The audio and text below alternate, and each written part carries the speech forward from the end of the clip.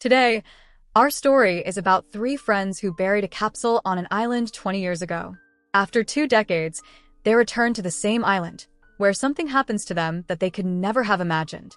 So, without any delay, let's start our story. At the beginning of the story, we see three friends, Laura, Susie, and Gina. They spent their childhood together, but due to their careers, they drifted apart. After many years, Laura meets her friends again.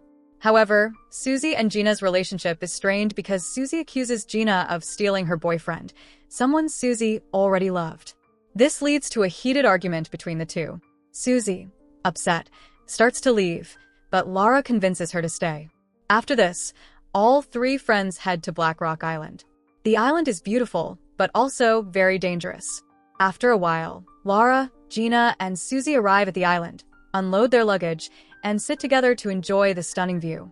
Suddenly, Laura remembers the time capsule they had buried in their childhood. As she tells her friends about it, their faces light up with excitement. However, the sad part is that none of them remembers where they buried it. Laura reminds them about the treasure map she made as a child, saying it might hold the key to finding the capsule. Laura pulls out the map from her old bag, and the trio sets out with a compass to locate the capsule. However, along the way, Gina and Susie start arguing again. This time, the fight escalates, with Susie accusing Gina of betraying their friendship. Laura tries to calm them down, but neither listens, leaving her disappointed. Laura walks away from the tent to sit alone for a while. Later, Laura approaches Gina and persuades her to apologize to Susie. Gina initially resists, saying, "Why should I apologize? Her boyfriend was cheating on her. What's my fault in this?" However, at Lara's insistence, Gina agrees to try. When Gina approaches Susie to talk, Susie suddenly becomes scared, spotting three boys nearby. One of them is John, whom Gina recognizes as her neighbor. John is accompanied by his friends, Maxie and Johnny. John assures Gina, "I'm a former Marine. You don't need to be afraid of my friends." The group soon becomes friendly and begins enjoying each other's company. While camping at night, Susie drinks too much and loses awareness of her actions. Taking advantage of her state, John starts flirting with her. Laura and Gina try to stop Susie, but she ignores them and heads into the jungle with John. There, the two become intimate. However, as Susie regains her senses, John, enraged, starts forcing himself on her. In self-defense, Susie fights back and ends up killing John. Hearing Susie's screams, everyone rushes to the scene, and they are shocked to see John dead. John's friends, furious, confront the girls. One of them moves forward to attack the trio, but Johnny tries to stop him. Despite Johnny's intervention, the man beats all three girls mercilessly. The next day, the girls regain consciousness to find themselves tied up with ropes. They are badly bruised, with visible injuries on their faces. Maxie, furious over John's death, tells Johnny, "They killed our friend. We should kill them immediately." However, Johnny disagrees, stating, "What happened last night was an accident. Susie killed John in self-defense. It wasn't intentional." He warns that killing the girls will only cause more trouble. Despite Johnny's reasoning, Maxie is determined to take revenge. Ignoring his friend's advice, Maxie grabs a gun and points it at the girls. Susie taunts him, saying, "You can only kill tied-up girls. You're a coward. If you have courage, untie us." Maxie's ego is hurt, so he frees them. Taking advantage of the moment, the girls throw mud in his eyes and flee. The three friends split up, running in different directions to make it harder for Maxie to catch them. However, the island is vast, and getting lost would make it even harder to survive. Susie, holding the map, navigates her way to the time capsule and eventually finds a shelter. After a while, her friends also arrive. All three are very happy to see each other, but they know they must leave as soon as possible. If they stay too long, the boys might catch them, or wild animals could harm them. Laura suggests, "Let's stay here for tonight, but tomorrow morning we'll leave by boat." Everyone agrees to this plan and impatiently waits for nightfall. As darkness sets in, all three reach the shore and start looking for their boat.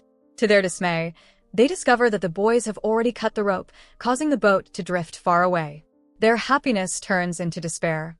Then Susie suggests a new plan, saying, "Why don't we swim to the boat and leave from there?"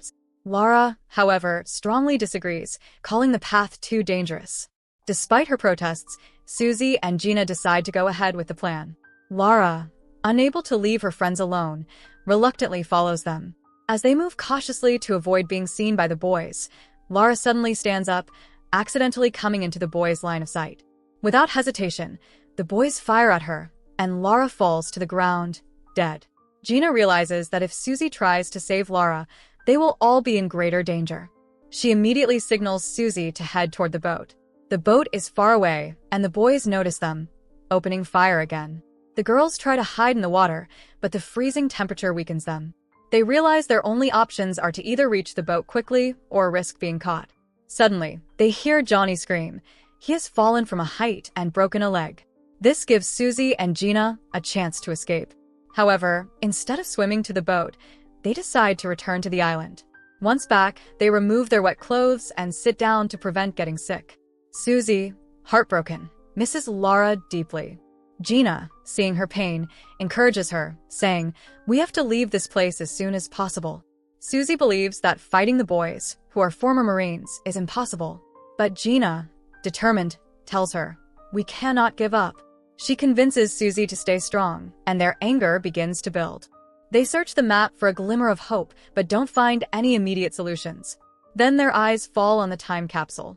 They rush to the spot where it was buried and dig it up. Inside, they find only a small knife, but even this small tool becomes their lifeline. Throughout the night, Susie and Gina support each other, letting go of the bitterness of the past. Susie forgives Gina, and both vow to avenge Lara's death. At sunrise, Susie decides to act. She finds Johnny lying on the shore, crying in pain from his broken leg. Seeing him fuels Susie's fire for revenge. Gina urges her, "This is your chance. Kill him." Susie hesitates, but Gina reminds her of how the boys killed Lara. Susie's anger intensifies, and determination fills her eyes.